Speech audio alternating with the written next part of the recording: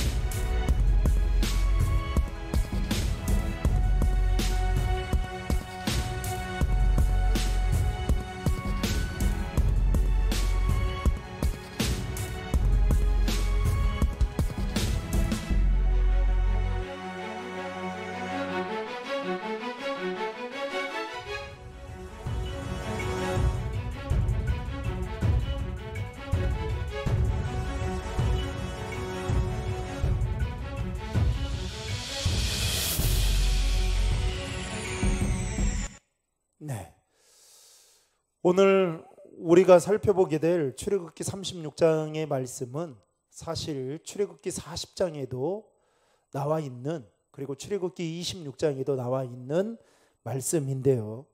영상에 보면 오늘 마지막에 나오게 되는 그 휘장에 대해서 먼저 이야기를 나누고자 합니다. 성막을 세우는 데 있어서 가장 먼저 언급하는 부분은 성막 전체를 덮고 있는 네겝의 천막인 휘장에 대해서 오늘 본문은 이야기하고 있습니다. 그 중에서도 가장 안쪽에 위치하고 있는 첫 번째 휘장을 제일 먼저 또 제일 길게 설명하고 있는 것을 보면 그만큼 중요하다라는 것을 말하고 있는데요. 8절의 말씀을 화면을 보고 같이 읽도록 하겠습니다. 일하는 사람 중에 마음이 지혜로운 모든 사람이 열폭 휘장으로 성막을 지었으니 곧 가늘게 꼰 배실과 청색 자색 홍색 실로 그룹들을 무늬 놓아 짜서 지은 것이라. 열폭의 휘장으로 성막을 지었다라고 말하면서 거기에 보면 가늘게 꼰 배실, 청색, 자색, 홍색 실로 그룹들을 모아놓아 무늬 놓아 짜 지었다라고 말하고 있는데, 이것은 곧 무엇을 말하느냐? 하나님의 거룩한 임재를 상징하는 의미를 가지고 있습니다. 즉 하나님의 임재로 가득한 성막을 덮는 첫 번째 휘장은 네겝의 휘장 중에, 우리가 아까 봤잖아요, 네겝의 휘장 중에 가장 중요한 휘장이다 보니 첫 번째 휘장을 가리켜서 뭐라고 부르냐면 때로는 성막, 때로는 거룩한 천막이다 라고 부르기도 했습니다. 게다가 8절 상반절에 보면 일하는 사람 중에 마음이 지혜로운 모든 사람이 성막을 만들었다라고 기록하고 있는 것을 보게 됩니다. 이어서 9절 이하를 보시면 이 성막은 커다란 하나의 천으로 이루어진 게 아님을 알 수 있습니다.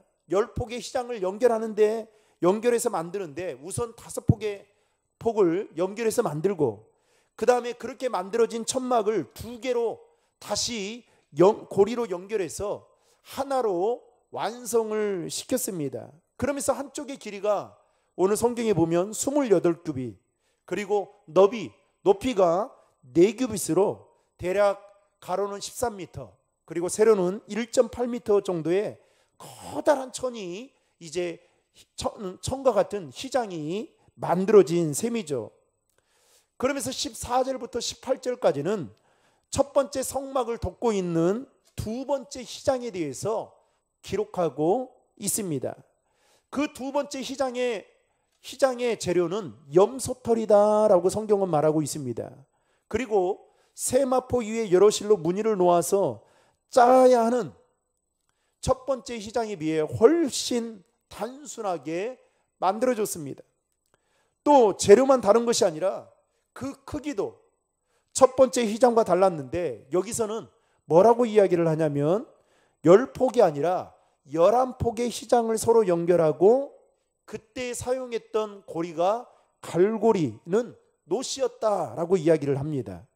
그러면서 휘장 한 폭의 한쪽 끝자락에 고리 50개를 만들고, 그리고 한쪽 끝자락에 또 다른 고리 50개를 만들어서 하나로 이었습니다. 그러니까 두 번째 휘장은 첫 번째 휘장보다도 길이가 1m 정도 더 긴 2규빗 정도 되었다는 것이죠. 그게 첫 번째 휘장을 덮었다, 이렇게 생각하면 되겠습니다. 어쨌든 염소털로 만들어진 두 번째 휘장은 첫 번째 휘장을 다 덮어버릴 만큼 크게 만들어졌고, 그래서 밖에서 볼 때는 가장 안쪽에 있는 첫 번째 휘장을 전혀 볼 수가 없었던 상황이었습니다. 중요한 것은 성막은 누군가에게 보라고 과시용으로 만드는 것이 아니었다라는 겁니다. 성막은 밖에서 보면 그냥 얇은 담요 천으로 마치 덮여진 소박한 이동식 천막에 불과해 보지만, 사실은 그 안에서는 어떠한 것을 경험할 수 있었느냐? 하나님의 임재와 하나님의 영광을 경험할 수 있는 거룩한 장소였다라는 것입니다. 이어지는 19절 말씀에 보면 이렇게 만들어진 두 개의 휘장을 덮는 덮개에 대한 말씀으로 이 덮개는 총 두 겹으로 이루어졌다라고 성경은 말하고 있습니다. 그러면서 그 안쪽 덮개는 붉게 물을 들인 순양의 가죽으로 되어 있고, 그리고 여러분 영상 마지막에 보았잖아요. 거기에 보면 그 위를 덮은 이 덮개는 해달의 가죽으로 덮어 있었다라고 성경은 말하고 있습니다. 이것에 대한 규격은 성경에 나와 있지 않아서 잘 알 수는 없지만 어찌됐든 간에 안쪽을 덮는 용도로 사용되지 않았나 성경학자들은 이렇게 추측하고 있습니다.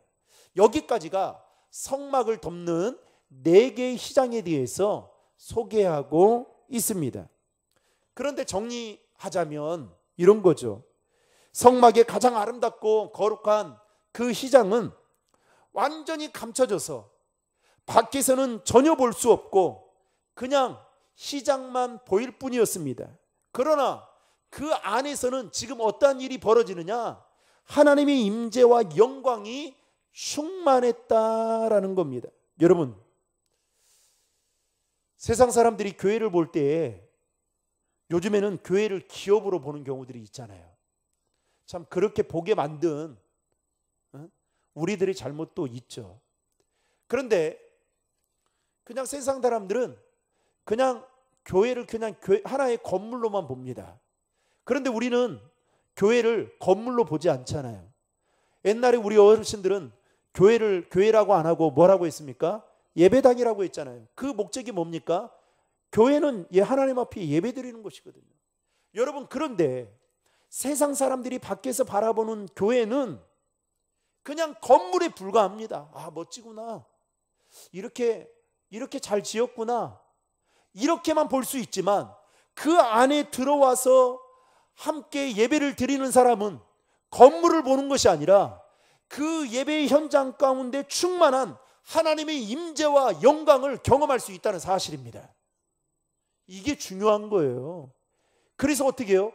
그 안으로 들어오는 게 너무너무 중요한 겁니다. 여러분, 좀 죄송한 이야기지만 영상을 통해서 그 임재와 영광을 경험할 수 있을까요? 아니에요.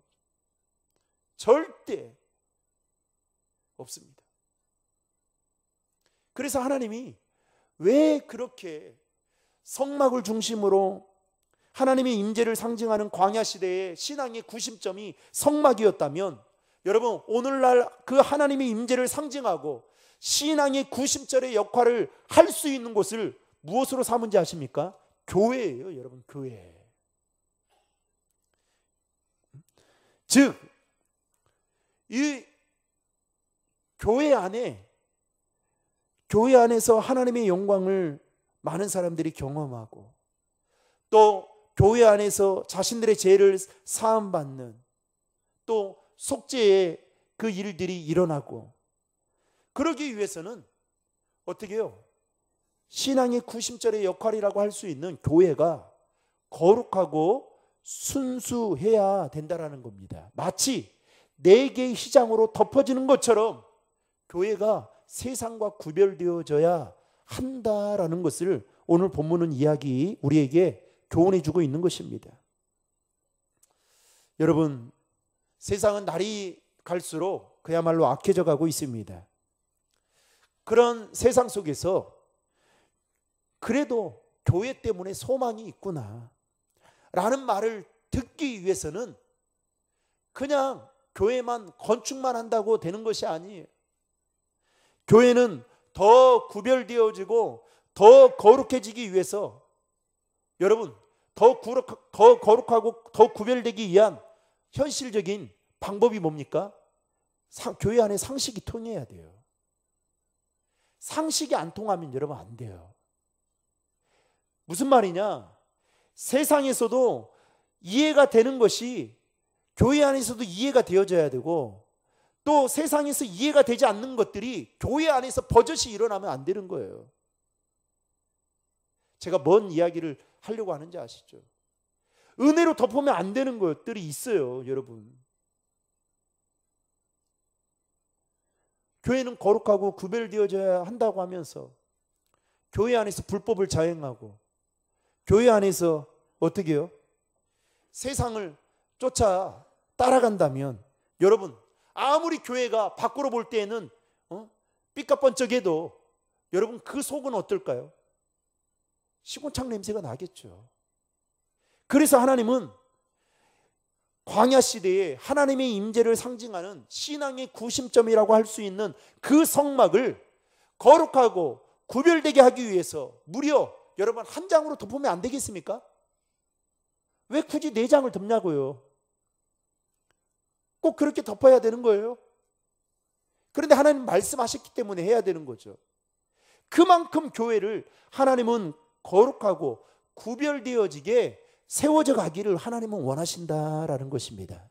사랑하는 성도 여러분, 저는 우리 교회가 하나님의 임재와 영광이 충만한 것을 나타내고 드러낼 수 있는 교회가 되기를 주님의 이름으로 축원합니다. 그러기 위해서는 저와 여러분이 교회 안에 있는 저와 여러분들이 더 하나님 앞에 거룩한 자로 구별된 자로 여러분 서는 일에 힘써야 된다라는 거예요.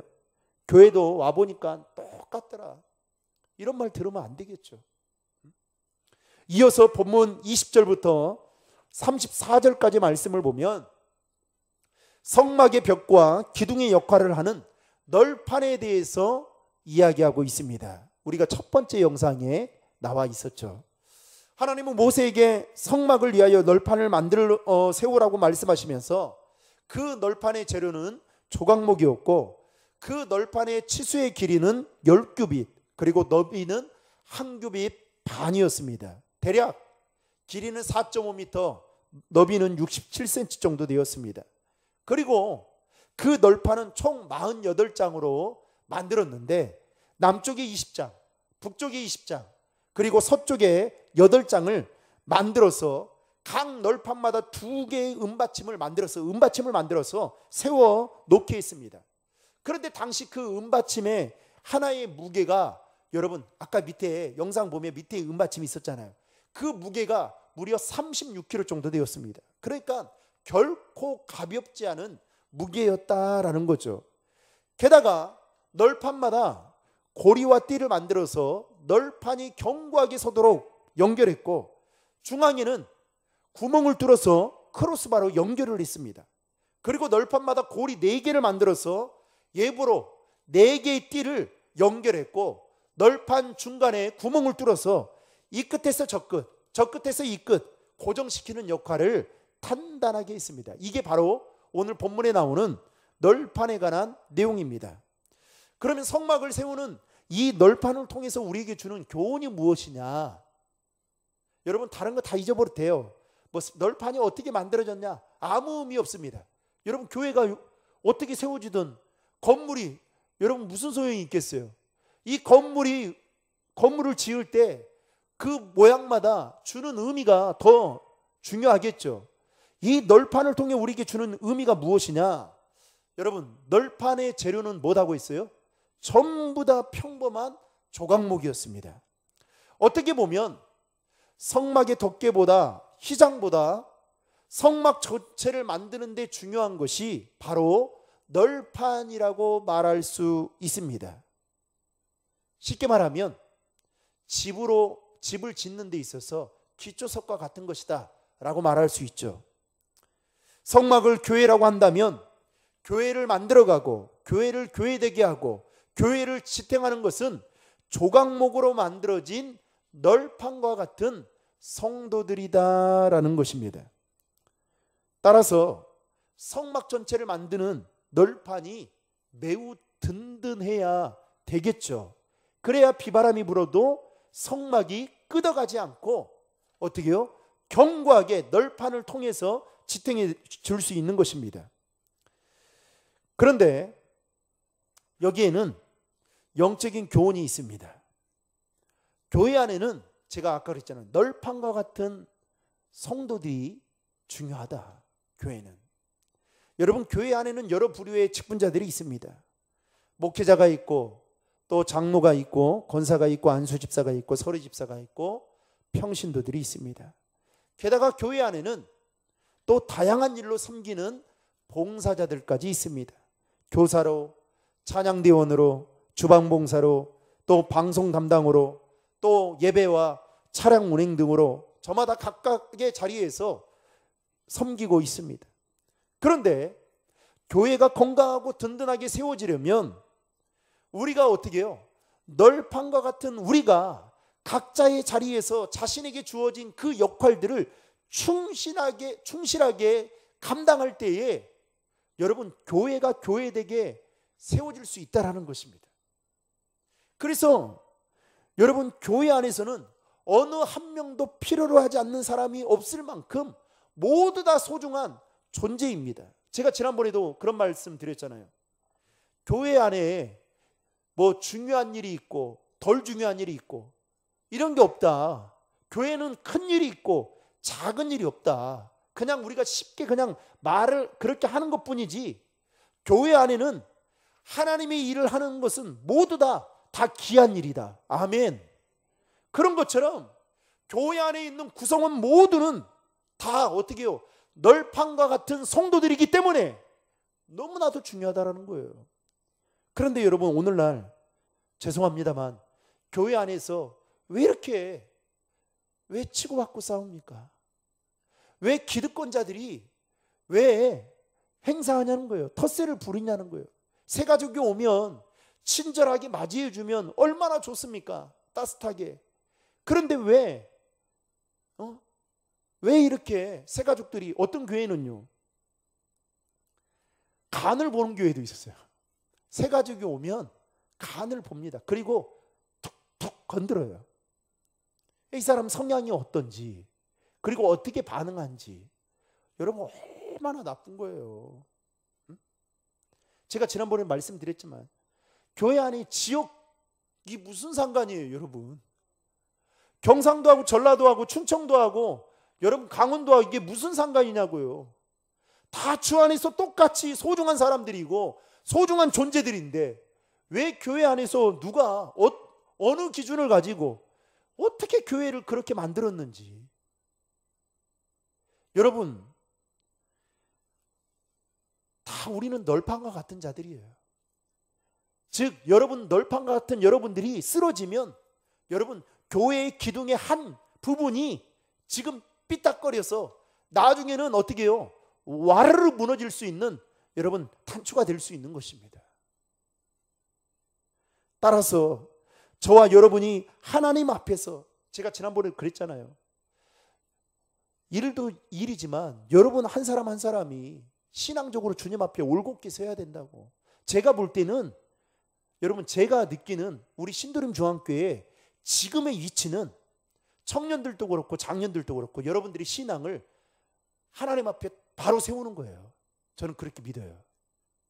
그렇게 보여요. 그래서 그래야 제가 여러분들에게 그 다음 단계 스텝을 밟을 수 있지, 그 믿음도 되지도 않는데 제가 여러분들에게 더 많은 것을 요구할 수 없습니다. 그렇지 않아요?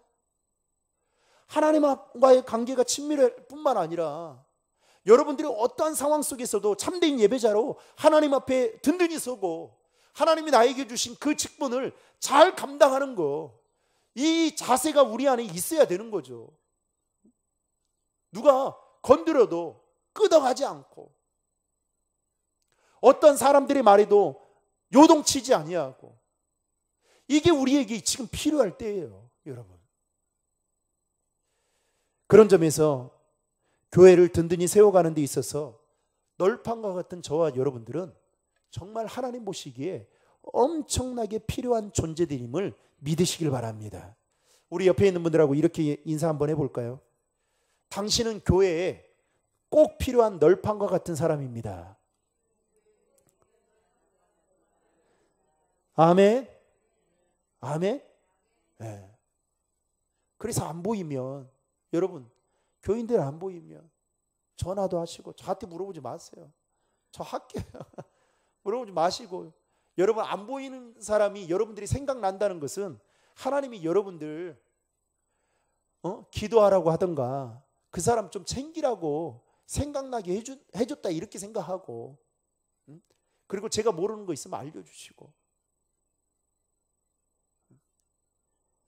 필요한 존재들이에요. 마지막으로 오늘 본문 35절부터 38절까지는 받침대에 관한 내용의 말씀입니다.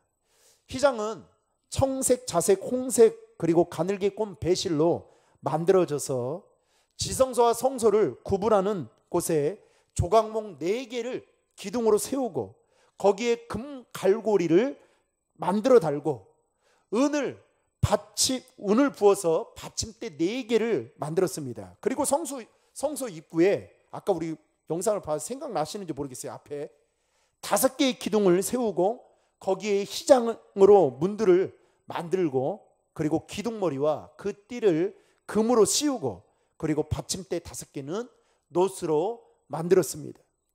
여러분, 오늘 말씀은 출애굽기 26장에서 이미 한번 다루었던 내용입니다. 그리고 40장에 가서 마지막 최종적으로 또 정리해 주고 있습니다.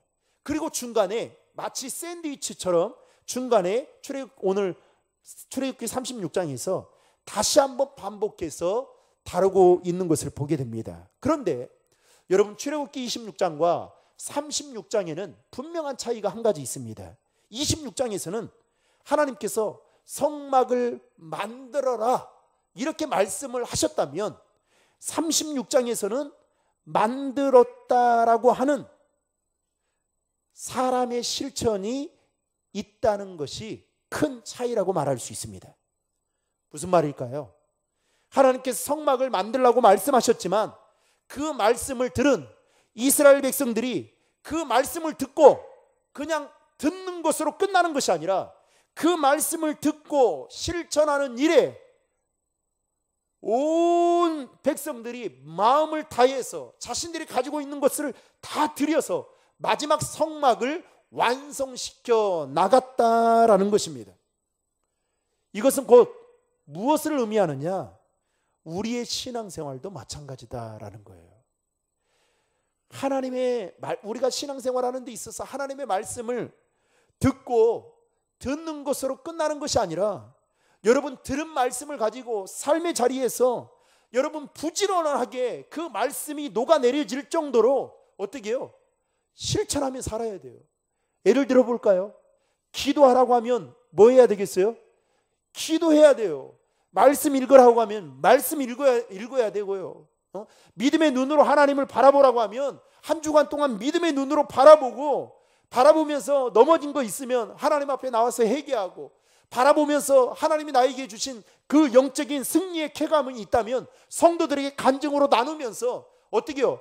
많은 사람들이 은혜의 자리로 더 성소와 지성소 앞으로 나올 수 있도록, 그래서 하나님의 임재와 영광을 경험할 수 있도록 저와 여러분들이 그렇게 살아내는 거, 이게 바로 우리의 몫이다라는 겁니다.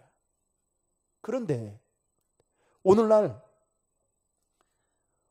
우리의 기는 얼마나 고급스러워졌어요. 인터넷 하나면, 손 하나 까닥만 하면 그야말로 내놓으라는 목사님들의 말씀을 듣습니다. 저는 외국에 있는 목사님들 영상도 보거든요. 그게 안 돼서, 만족이 안 돼서. 그러니까 요즘 우리 교회에 어떤 집사님은 말씀을 영어 성경으로도 읽어요. 그러면서 그 말씀을 통해서 하나님이 주시는 그 은혜를 깨닫고, 그러니까 좋다라는 거예요. 좋아요. 그렇게 해야 됩니다. 그러나 더 중요한 건 뭐냐?